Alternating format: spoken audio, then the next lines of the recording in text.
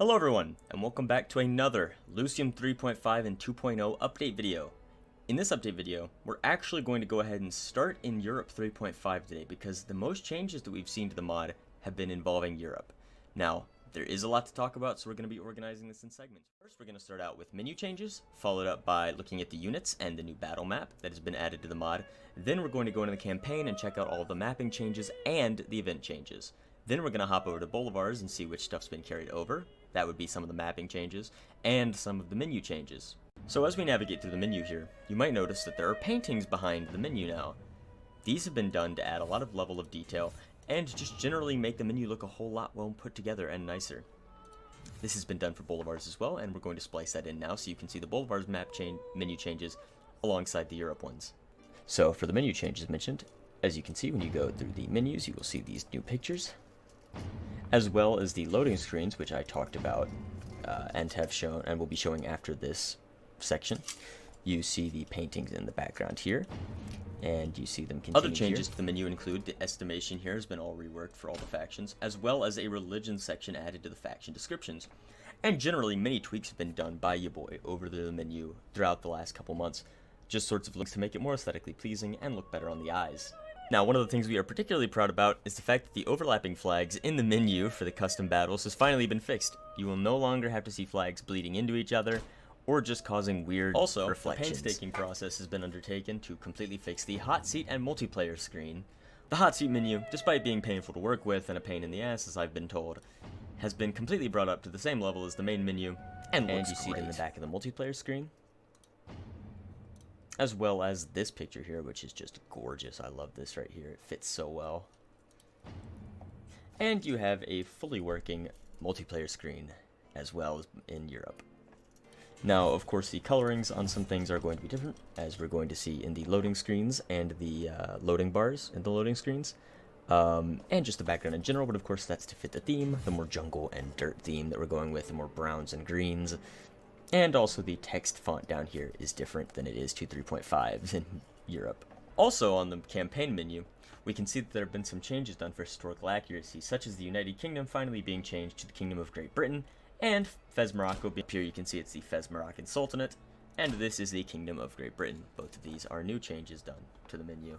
Before we get into the units, one final change I'd like to talk about is all of the new loading screen images that we've seen in the mod. Now, I'm going to demonstrate one of the changes right now when we go into the campaign for a second, but I'm also going to flash up on screen other examples of the new loading screens, as all of the loading screens have been redone. This has been done to bring us back to a more painting-focused style of art, as we had before in previous versions. As you can see down here, the loading bar is considerably thicker than it was in the past, and we have done this in Boulevards as well, though obviously the colors are different.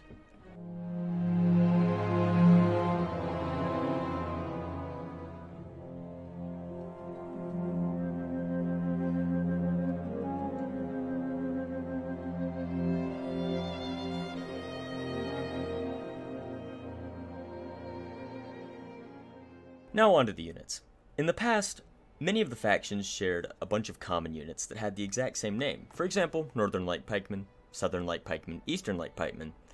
One of the things that we have focused on highly is adding lots of unit diversity to the mod. So, to continue that change, one of the things we've done is gone in and given custom names to some of our more general units. You can see British Light Pikemen. For France, it is now French Light Pikemen. And also a name change has been done for the Alsace Heavy Pikemen. They're now Lorrainian Guard Pikemen.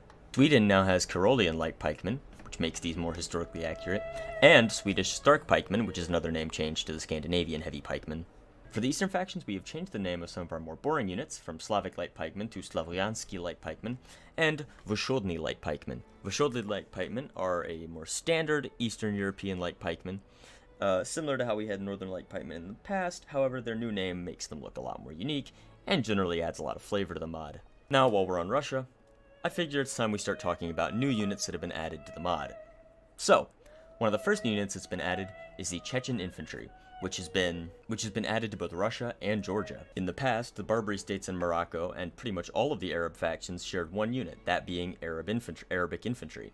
Well, now that's been changed and diversified to where now there is Maghrebi Musketeers. These are from Morocco, and they are also for the Barbary states, Also, to add more diversity to our names, we have added a variant unit of the Azaps, from the standard Azaps to be named Sayyads. Now the Sayyads are for the Bani Khalid Emirate, Egypt, Morocco, and of course the Barbary states, whilst the Ottomans, Persians, and the Kazakhs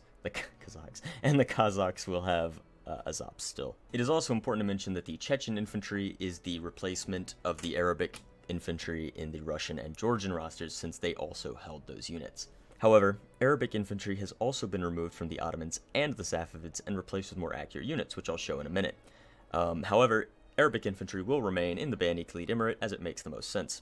Now, you may notice that I tend to be avoiding trying to show the Safavid and Ottoman rosters. That's because they are the real meat and potatoes of this entire roster overhaul, because they have seen the most changes. The 3.0 reforms to the rosters and trying to modernize and bring them up to a more professional standard in the mod has finally been completed, and so I will be showing all of that off in a second. But before we get to that, I want to talk again about a couple more diversity changes. One of the issues in the past is that most of our Islamic factions shared the Armenian light cavalry as a unit. This didn't really make much sense, and so it has been changed in many of the factions. For instance, Kazakh Khanate, the Ottomans, and the Safavids no longer have this unit. In the Kazakh Khanate, it has now been changed to steppe light cavalry. And now that we're over diversity changes, let's move into the roster modernizations. Now, we've been alluding to these modernization changes for a long time, and now that they've been added, they, more than ever, have made the Ottomans and Safavids come to life in a way that is going to make them exceptionally fun and unique to play in the campaign. If you remember how the Egyptian army system is done, it starts with a basic roster that is pre-modernization, and then as you go through the campaign, you will go through the modernization events, and later unlock a modernized roster. As an example of this, in the pre-modernization roster, the highest tier of infantry you can get is the Beylik Janissaries, the Janissary Guard of the Ottoman Empire. However, in the post-modernization tier, the highest tier of infantry you can get is the Nizam Jadid Line. This is also seen in how we replaced our Arabic guards for the Ottomans, the Ottoman infantry. The Ottoman infantry are not only a replacement to the Arabic infantry, but are also your standard line infantry after the modernization. Another thing we've done is some name changes for these units. So, for instance, the civilian conscripts are now the Ottomans and Egyptians' Sekban conscripts. For the rest of the Arabic factions, it's been changed to Madaniyun conscripts, and it has a special name in the Persian roster, which we'll check out in a second. The Ottomans do have the Sloviansky light pikemen, the Bashi bazouks. The Janissary infantry have been renamed to Jamaat Janissaries. They do have the Al-Safat Home Regimental Guard. One of the new units added is the Serhat Kulu infantry, the Ottoman infantry. Bulgarian line infantry is the same. We have African Gulams, Greek bayonet militia. Isarelis musketeers is one of the new units. And they also have a new cavalry, which is the Sipahi Royal Cavalry, something people have been asking for a long time. And not to mention, we have changed the Armenian light cavalry to Turkiya light lancers. Now, it's important to mention that the Ottomans don't have as many new units as the Safavids do. That's because the Ottomans had a lot of their units already in place. The issue was they just weren't formatted correctly for the era. As many of you pointed out, there were Nizam Jadid Line in the starting positions of the Ottoman Empire, which the starting positions for both the Ottomans and the Safavids have been completely overhauled, and that's something we're going to talk about in the campaign section of this video. Now, on the Safavid side, civilian conscripts have become civilian conscripts. One of their new units is the Zamindari pikemen, and our huntsman unit has been renamed to the Al-Jachwal huntsman. Like I said, a lot of effort has been put into diversifying the names of the units here, just to make everything feel a lot more unique. The Arabic infantry has been replaced with Safavid infantry, and one of our new early tier infantry is the Tofangchi infantry. Another early tier unit is the Gulams, followed by the Kizilbashi musketeers, and the Armenian light lancers have been renamed to Shirazi light lancers. Finally, for both the Kazakh Khanate, which I forgot to mention, and the Persians, the Persian Royal Cavalry has been renamed to the Kilir Sigis Royal Cavalry.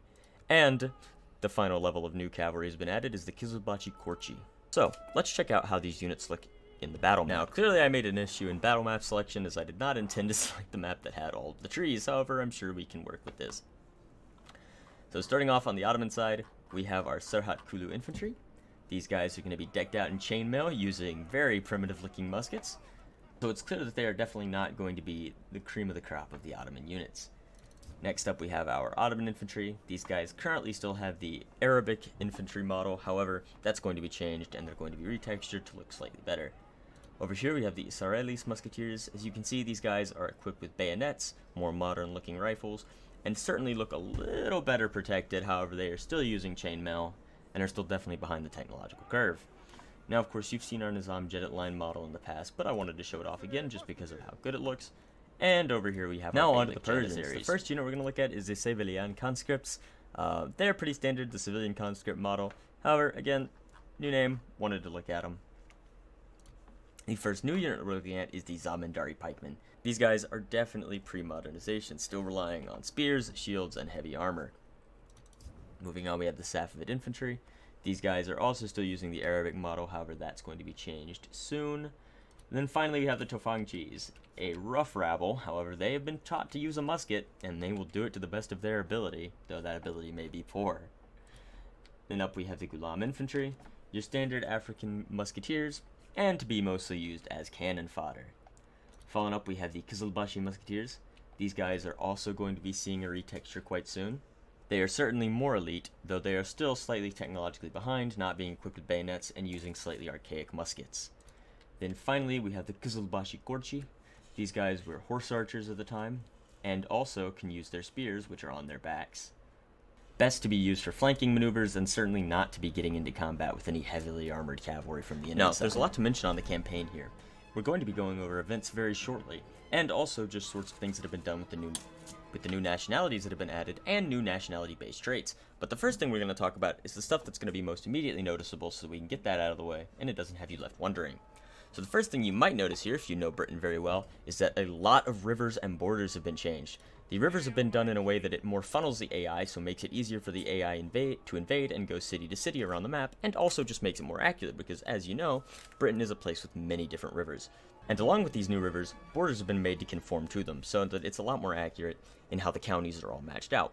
One of the greatest examples of these is Wales. Wales has seen a massive change in the borders, but pretty much all of the UK has had its borders redone. Another part of the map that's seen massive border changes is that of Sweden.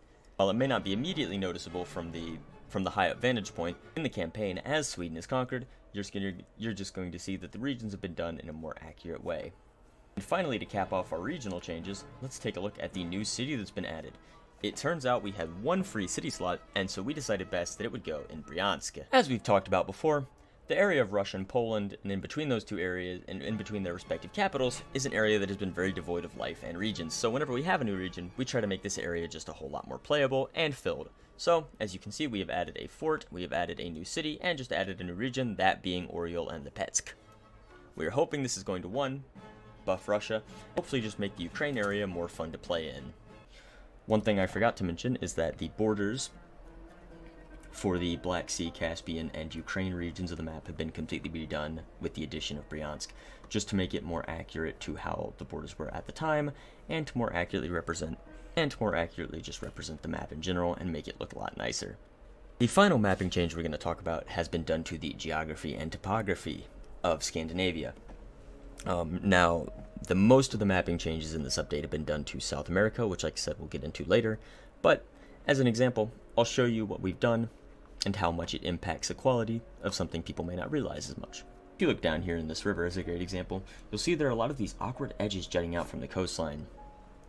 Now, for a long time we were puzzled why this happened. The stuff that could be found on the internet involved people just saying to use different types of water tiles. However, recently I discovered a solution to this issue by looking at another map from a mod called Thera. You use 111 black on the coastal tiles with a 253 water. I'm speaking RGB values here. Then it actually does a lot to smooth out the coastlines and pretty much almost entirely removes the issue of those jutting right angles out. So that has been done for every single coastal tile inside of Scandinavia, Europe, and as you'll see, every single coastal tile in Lucium South America has had this improvement done to it as well, almost entirely smoothing out the coastlines and hopefully making them just look a lot better. We also went and added a little more detail, like some more trees and sorts of things on the coast over here, and tried to make it look a lot less blocky than it used to be. And to top off our geographic changes, we have finally gone in and made it a lot more accurate in Finland. So, one thing about Finland is that it's like 90% lake, and that might be an overstatement, but it's kind of true at the same time. Finland is a land of many lakes, especially Karelia as well. So we've gone in and added loads of lakes all across Finland to hopefully just make Finland more accurate and representative. This also will make it a little more easy to fortify parts of Finland where you can push strategic forts down and block off the enemy advance. There's also some changes done to the vegetation and mountains in Scandinavia. and these coastline changes have been carried over and done over here on the Faroe Islands. Now, as I showed this example earlier, this means that the coastal changes are also going to come to the rest. Also, while we're on the subject of the cities, I'd like to mention the fact that we have now added events depending on who takes the city and having its culture change thusly. So, for instance, if taken by Wallachia, Constantia is turned to Constanta, and if the French take Saarbrücken, it will be renamed to Sarrebruck. There's generally little flavor events which are hopefully going to make Lucium 3.5 a much more interesting and diverse experience. On top of cities and regions, we've also changed a lot of start positions. One great example of this, pointed out from one of our community members, is that Sweden and Denmark-Norway held a bunch of regions. And when I say regions, I mean like little forts, castles, cities along the German coast, and so we have gone in and attempted to replicate this as well to the best of our ability. For instance, this island here, now I do not remember the name of the island off the top of my head, but it was owned by Sweden for a great many years. And we have added a historically accurate general who owned this at the time. We have also gone in and added a fort controlled by Denmark-Norway, which is supposed to be Oldenburg. As you can see, we have Charles of Oldenburg here, and the Duchy of Oldenburg. This has been done so that we can hopefully more accurately show that Germany was not a unified area, but just a series of conglomerates with messy borders. Now, despite the fact that I'm on the Ottomans, I have wanted to show off a few more things. One of these is that we have tried to more accurately represent Portugal as the independent power it was, and so to do that, we have added a lot of forts around the area. These are going to later be filled with Portuguese unique rebel units, so while it may not be a playable faction, Portugal should certainly be an entity. There have also been watchtowers added here. Now, as I mentioned in the units category of this, the Ottomans and the Safavids have had their starting positions completely redone.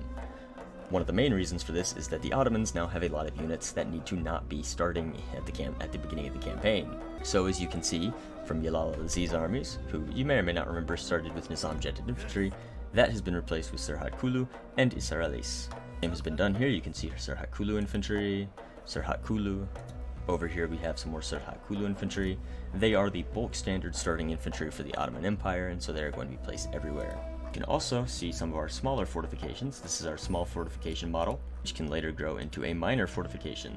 So a similar thing has been done for the Safavid Empire. As you can see in the starting position, their more elite units have been taken away, and their new pre-modernization units have been added, such as the Tofangchis, the Zamindari pikemen, more Tofangchis here, Tofangchis. Tofangchis occupy the same level as the Serhat Kulu for the Ottomans, though certainly do not look as organized. And generally more watchtowers have been added to the area. Beyond the obvious visual changes of watchtowers and new units, there are also a lot of changes to city populations and buildings in the starting positions of the Ottomans and the Persians. So for instance, almost all the populations have been redone, settlement levels have been taken down, which is why you see this smaller settlement model a lot more. This wasn't as visible before because most of the starting castles were minor fortifications instead of small fortifications. As you can see here, Diyarbakir has the small village square, and the village squares and town centers were actually something we showed off in a previous update video, but as you can see now they have been added to some of the cities as starting settlement buildings. And talking about buildings, that leads us into our nationalities and culture changes for this update video, which include the new culture of Turkestani, which is just generally done to make it more accurate, which is just generally done to add a lot more accuracy to this area, as a lot of the southern areas of the Kazakh Khanate weren't actually Kazakh, but they were Turkestani. Also, France has a new Breton culture, and we have the Occitan culture, which I believe we previously mentioned, but the Breton culture is new. And for the final cultural changes that have been done for 3.5 so far, we are going to be looking at the splitting up of Danish and Norwegian. So originally Denmark-Norway had the same culture, which was just a Denmark-Norway culture. And now that has been changed, so now there's a proper Norwegian province and a proper Danish province. We've also added some new nationalities that can be gained through traits, such as Arpatan, Burgundian, Tatar, and Romani. And Romani can happen for most factions, while the others are more region-specific. Also, there's been some variation done with the kinds of traits that German adopted generals can get. Now, before we go and talk about all the events, because there have been a lot of changes to event pictures as well as event text in the various events and things that can happen over the course of a campaign, we have one last groundbreaking change to the campaign, which I think everyone is going to enjoy, and I wanted to show it in real time. So let's assault this fort, and let's play the battle.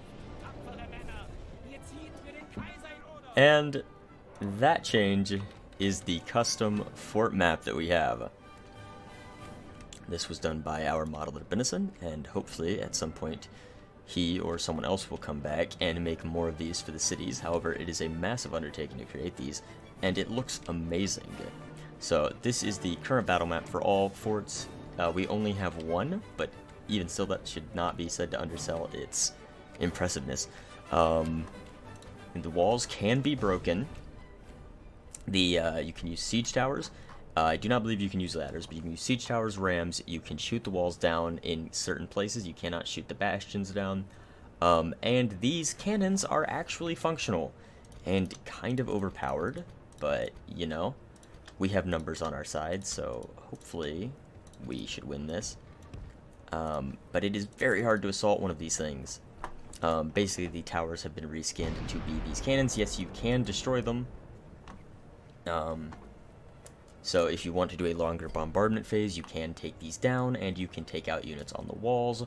However, again, like I said, quite overpowered at the moment. Will we survive the bombardment? I believe so.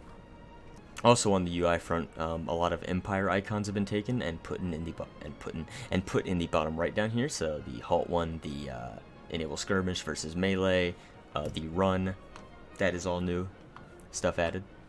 The fort model has also been brought over into Boulevards, so you can experience this in South America as well. Also, the gate is very hard to break down with the ram, so we're gonna be here a minute.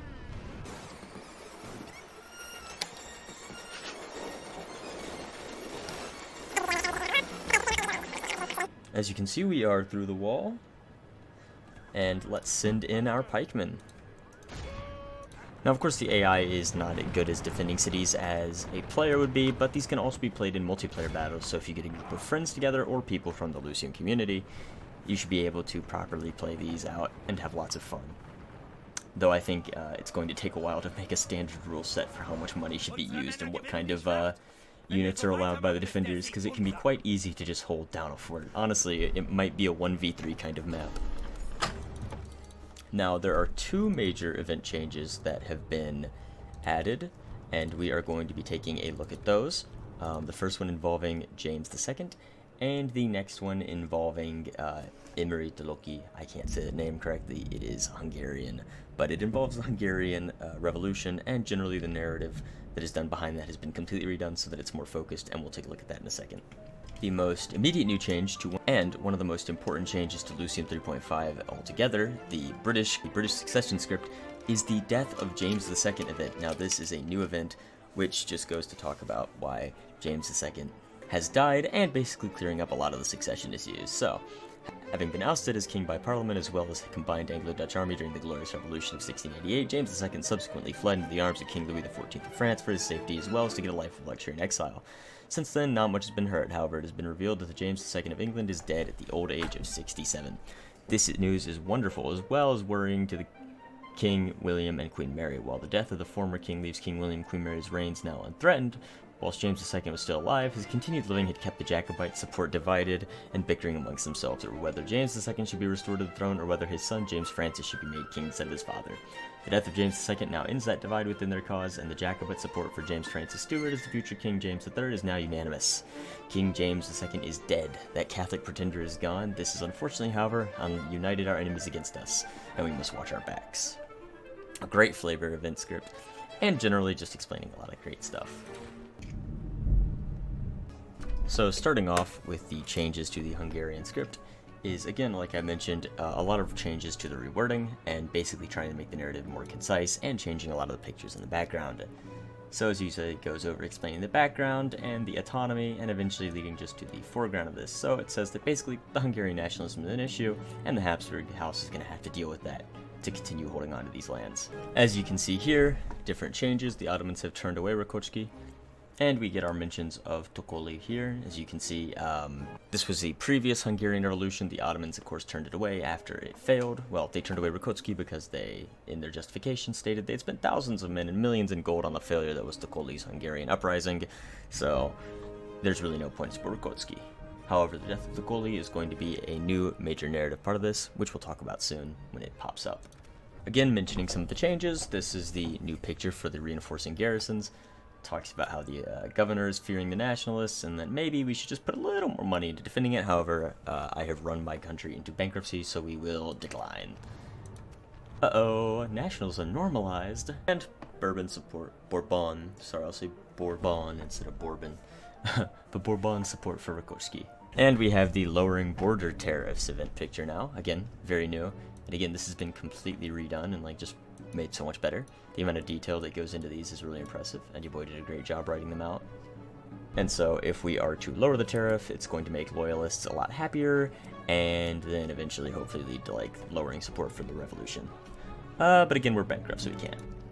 And the Magyar peasants are striking. Who are they hitting? And apparently 2,000 people were killed. Rakoski loves this though, because it makes us look way worse, and so he gets a lot of popular support. Hereditary Magyar nobles. So effectively, Hungary still uses the feudal system, despite being, you know, in the 1700s. So basically the idea here is, are we going to take away Hungary's hereditary titles, or are we going to leave them in place? Should we give the titles to the Austrian emperor and secure Austrian control, or should we leave them in the hands of the Hungarians? I don't have enough money to bribe people, so I can't do that. So again, a whole new event. This one's in gray to show how bad it is. It's kind of an anticlimax, as it says. Effectively, now Austria has complete control over the Hungarian nobility, as they now own their nobility titles. However, the nobles still control power, which is probably going to make the rebellion even more potent now. And so here is the new addition, the new event added to the Hungarian script, and that is the death of Emir Thokoli. He was a Hungarian noble who actually sort of served as an Ottoman tributary. He led numerous campaigns against the Habsburgs in Transylvania, and even led a rebellion directly against the Habsburgs. However, that rebellion failed, and due to that failure, he was incapable of being able to stay in Hungary, and the Habsburgs were able to stamp out his rebellion. Now, I would like to go ahead here and say that you should probably go, not just probably, I highly recommend that everyone go and read through these events in their full breadth. I am attempting to summarize them here, as a 10-minute reading segment probably wouldn't be quite as entertaining for most people as it would be for me or some of the more event-minded people, such as you boy and I. I highly recommend that you go, because my summarization is not going to be as good as the full text. This could honestly be a little book. And when I say little, I don't mean that as a diminutive term. It could be a short story with how good some of the writing is here. A Hungarian conference? Members of Hungary are trying to, make a conference and form a government against us. This conference is stupid. We're gonna storm it. And that's exactly what we did.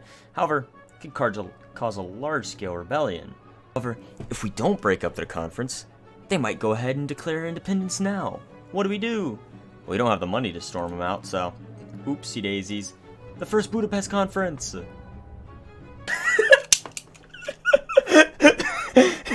Sorry, Rebel Admiral Franz Joseph.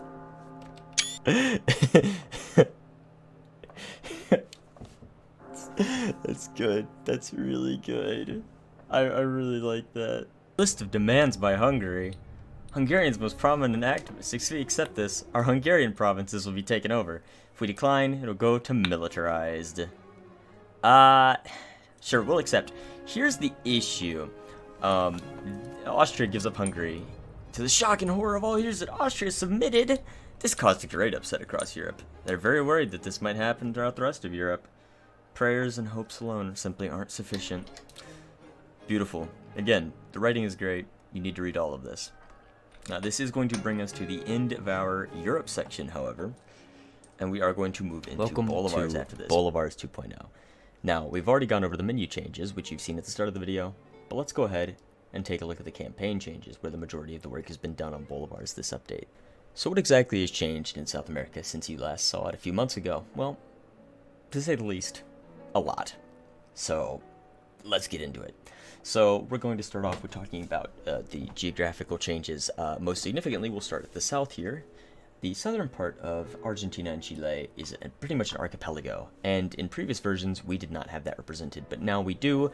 So as you can see, there are all sorts of islands and crossings and lakes and rivers. Now, of course, it is not completely accurate, or else it would pretty much be nothing but like a lake and river all the way up to the mountains, but The AI would have trouble with that, and frankly, the map didn't represent small islands as well as it does, in real life. However, as we talked about in the Europe part of this video, all of the coasts have been redone to have the 111 black put in so that there is no more jagged coastline. So this area just looks a whole lot more polished than it would in previous versions, and every single tile pixel had to be changed for this. Anyways, we've also made a lot more changes on the lakes and rivers part of this map. So, for instance, you're going to notice there are lakes around here. Now, we did mention that in the previous video, but we've also gone in and done some changes on the lakes and rivers. So all of the coastal changes have been done to the rivers here, which is why the rivers look better in South America than they do in Europe, though Europe fans do not be worried. We're going to go in and make those rivers look nice in Europe too.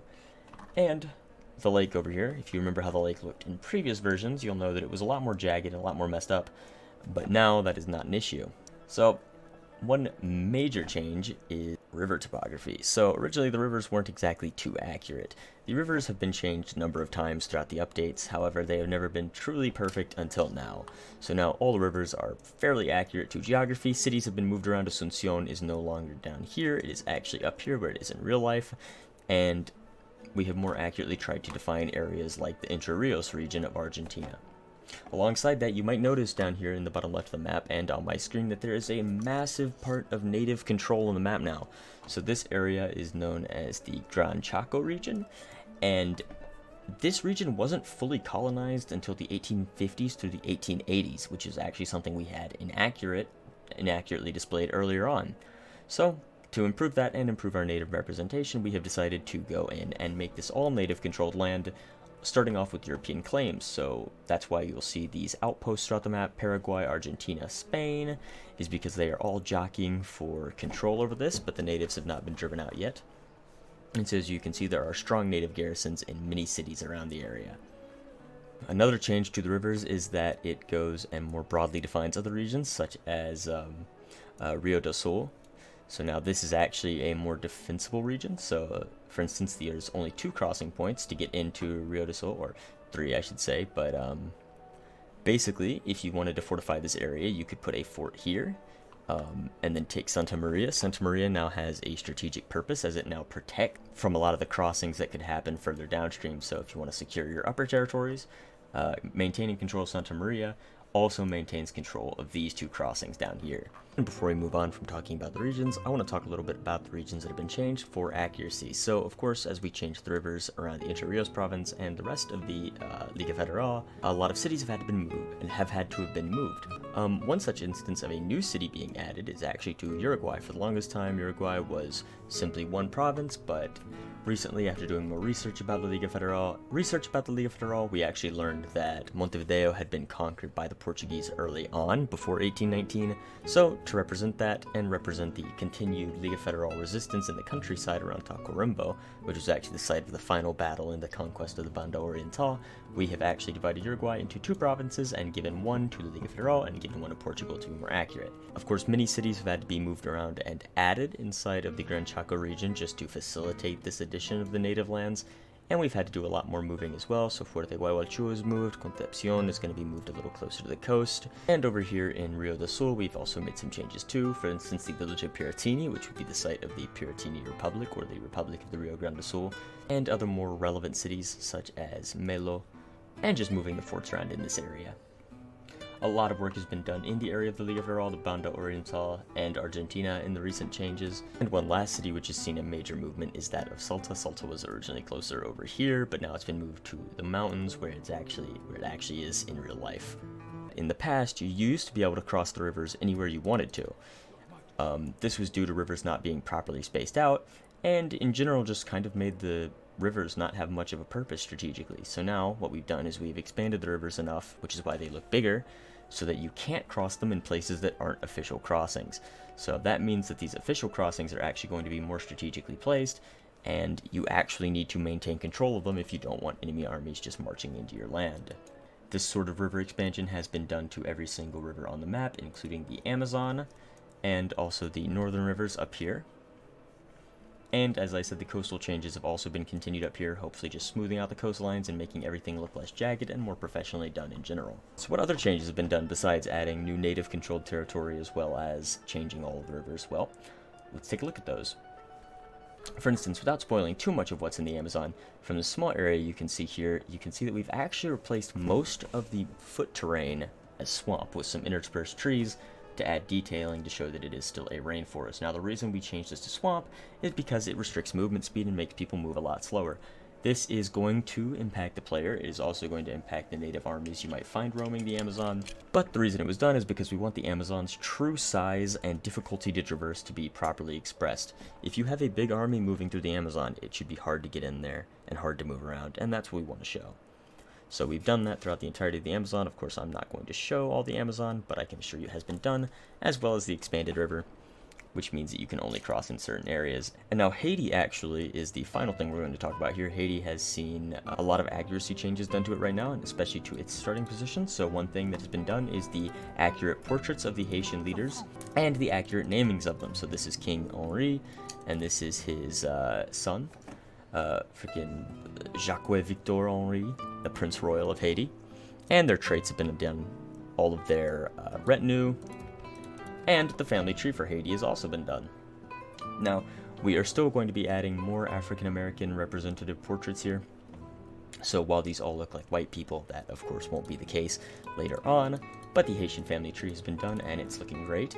The only other family tree that I believe that needs to be added to Boulevards at this point is the Mexican family tree, and that will certainly be coming next and coming soon. Now I guess the final thing to mention is that the fort map has also been put here, so if you wanted, you as Mexico can go immediately fight a fort battle against a massive Spanish garrison. In the coming weeks, what you can expect to see from Boulevards is you can expect to see some recolorings done on the units, especially with the artillery. The artillery all seem to wear this kind of onesie jumpsuit that's all the same color, and that is kind of ugly, so we're going to be changing that. Hopefully you'll be able to start seeing the additions of our first new units and unit diversity inclusions. We are going to be doing some reworking to the artillery tiers in both Europe and Boulevards, and hopefully some changes to cavalry in both mods. We may be trying out an experimental cavalry roster system in Boulevards first just to see how it goes, and then maybe retroactively adding that to Europe later on. But we haven't completely decided yet. There is still a lot of work to be done, and we thank you all for your patience. Anyway guys, that's it for this 3.5 and 2.0 update video. Remember to go join our Discord server and check out our links in the description. Make sure to leave a comment, like, and subscribe. Mythic out.